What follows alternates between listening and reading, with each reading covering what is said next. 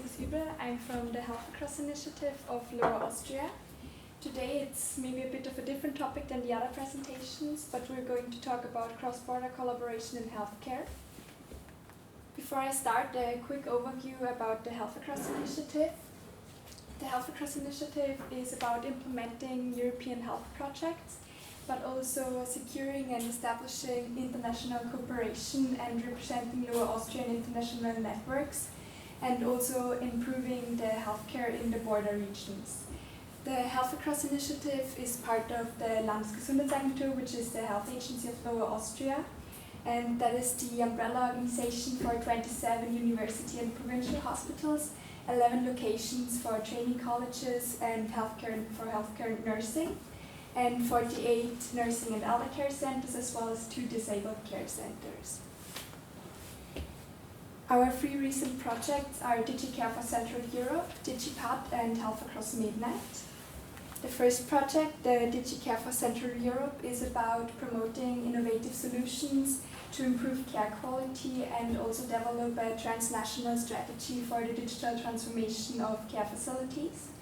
It is 80% financed by ERDF, which is the European Regional Development Fund, and is part of the Interreg Central Europe. Here you can see a short overview of our project partners, with our lead project partner, the Deggendorf Institute of Technology from Bavaria in Germany. About the background of the project, as many people know, there is a reduced number of people entering this profession, but on the other hand, the number of people in need of care is increasing. Also in Lower Austria, or in general in the care industry, there is a lack of innovation capacity, which is quite important, and also the range of innovative digital solutions isn't transparent, which means that even though the care facilities may know that the technologies exist, they aren't aware of which ones to use or which one they can benefit from. There are 3 work packages in this project. The first one is the transnational DigiCare model. This one is about defining different levels of equipment from gold, bronze to silver with the digital technologies of the care facilities, and we focus on necessity, adequacy and requirements. Further, it's developing a checklist for the evaluation of care facilities, and also identifying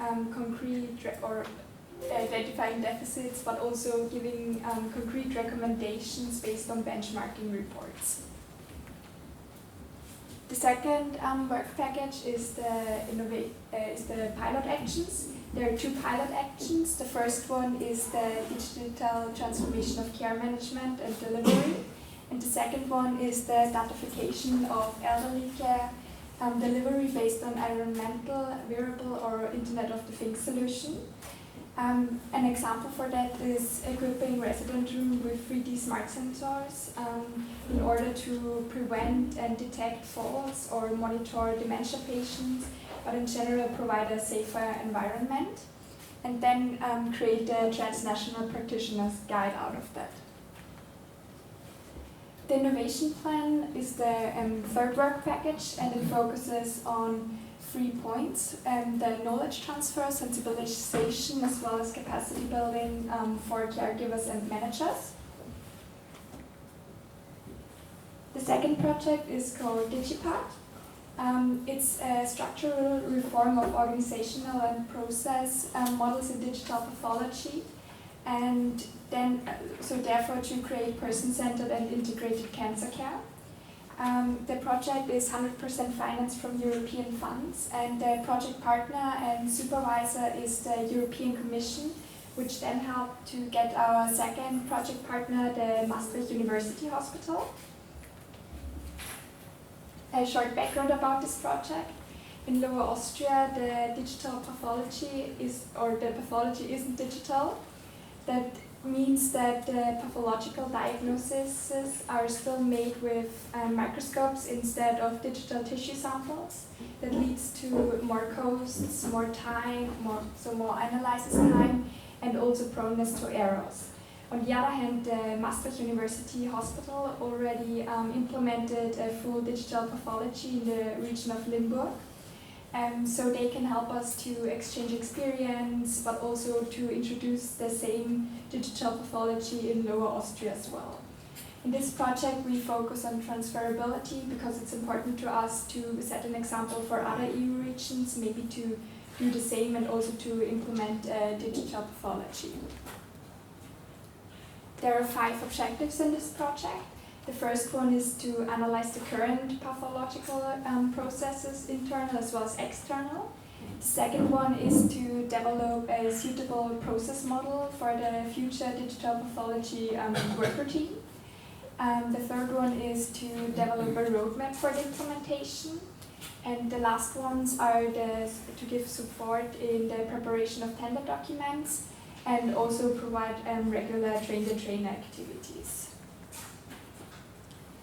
The third project is called Healthacross Übl, and this one is about further deepening a network in specific topics or pilot projects, for example, with the participating regions. The project is 80% financed from European funds, and we work together in this project with South Moravia, Vysočina, Znojm Hospital, and South Bohemia as a strategic partner. And the project is part of Interreg as well. Also a short overview of the background. There are still existing structures, existing problems in the border regions, which means there is low or at least difficult access to supply capacities. And also each country only has access to its own resources, which means they can't access the regions of the bordering areas, for example.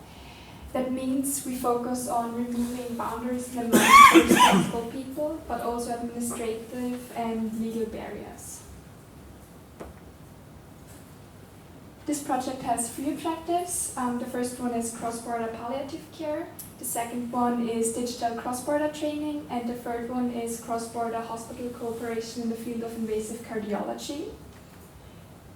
So first it's important to establish a cross-border network with a roadmap for palliative care. The second one is that we develop strategies for joint training centers and also promote education and research through digital technologies. That's a cooperation between the hospitals MERC and Znojm. And the last point is to develop a joint cross-border collaboration in the field of invasive cardiology, also with a roadmap. Well, those have been 3 of our recent projects. I hope you gained a good insight. If you have any more questions, feel free to ask, and if not, thank you.